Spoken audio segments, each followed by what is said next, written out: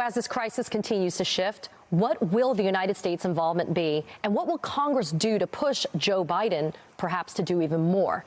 To help us answer these questions, I am joined now by Congressman Ted Lieu of California, who served as a prosecutor in the second impeachment trial of President Donald Trump. He is also notably a retired Air Force colonel. Congressman, Colonel, thanks for being here this evening. I know that you've been supportive of the United States taking more action to assist the Ukrainians. After Zelensky's speech this morning, what were your feelings, and how about those feelings of your colleagues? I thought President Zelensky gave a very powerful speech. The video he showed was graphic and hard to watch.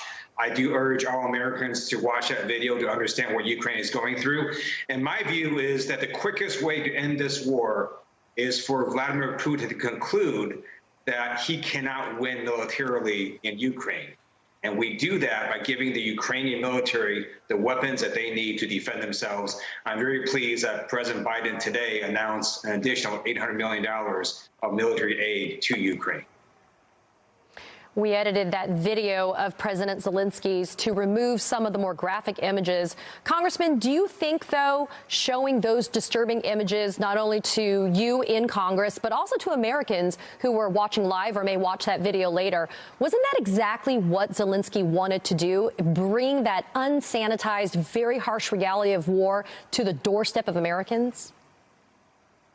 I thought President Zelensky is masterful at what he has been doing in rallying the world against Russia. I think President Biden has always been masterful in building this worldwide coalition to push back against Russia and to support Ukraine.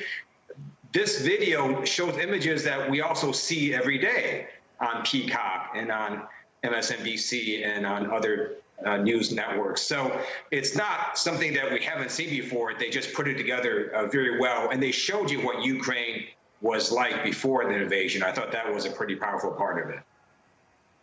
I'm sure that you heard the White House's aid announcement today. You actually just mentioned a few minutes ago. Is it enough, in your opinion? That's a lot of money, and it obviously will go to good use in Ukraine, but is it enough to be able to help the Ukrainians be able to fight back against Putin and his aggression?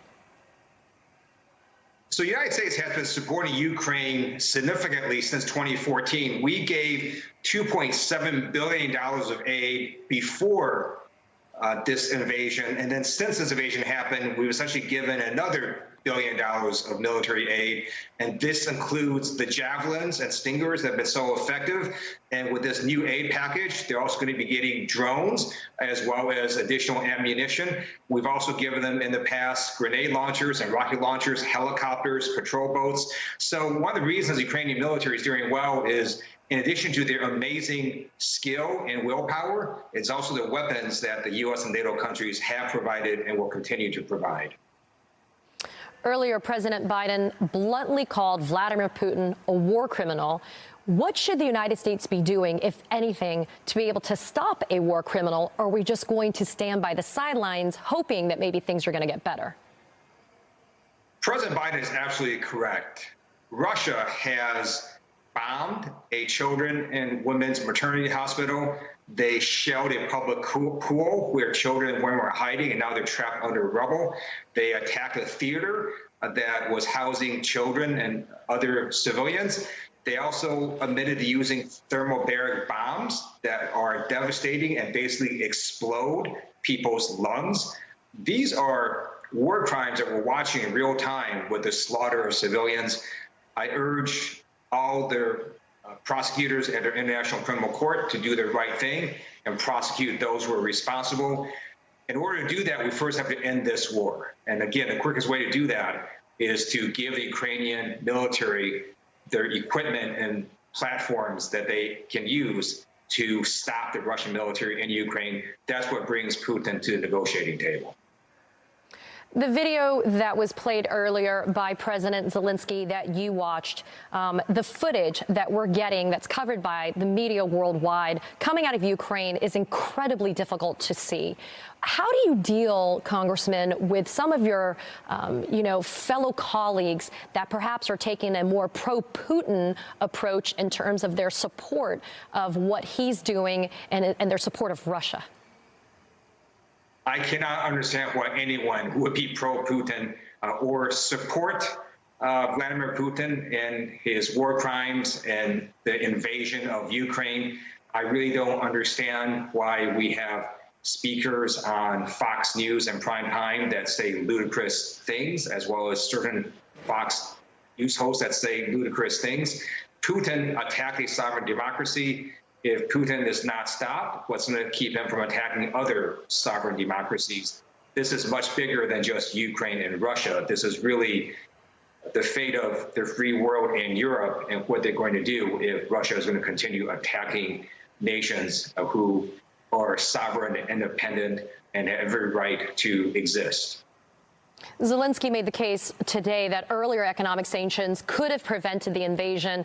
Did the United States and the European Union make a mistake by waiting until the invasion began to levy economic sanctions against Putin and Russia?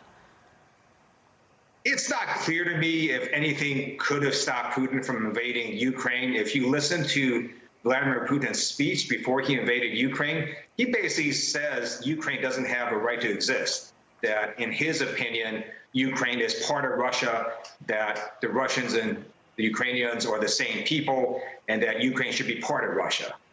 Now, what he's seeing is that most Ukrainians vehemently disagree with that, and their entire world, minus a few countries, also vehemently disagrees with that. And that's why you have this unprecedented level of sanctions that have been leveled against Russia, as well as the democracies in the world uniting and providing weapons and other aid to Ukraine as well.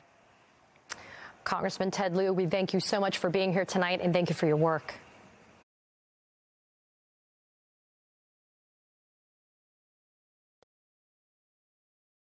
Hi, I'm Mehdi Hasan. Thanks for checking out our channel on YouTube. You can see more of The Mehdi Hasan Show by clicking on any of the videos on this screen, and make sure you subscribe below to stay up to date on the day's biggest stories. Thank you for watching.